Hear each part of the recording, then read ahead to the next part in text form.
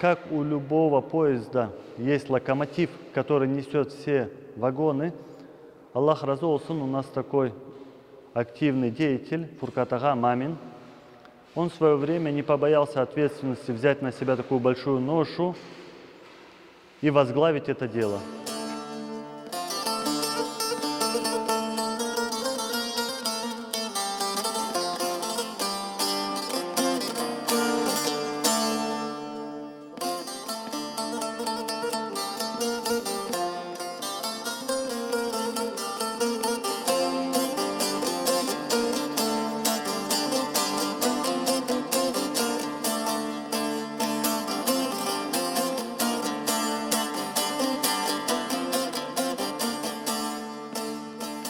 Рассчитывали эту мечеть именно под наше село, чтобы весь джамат поместился с расчетом на будущее, так как наш крымско-татарский народ развивается, приумножается, так скажем, и пусть, иншаллах, приумножается в дальнейшем.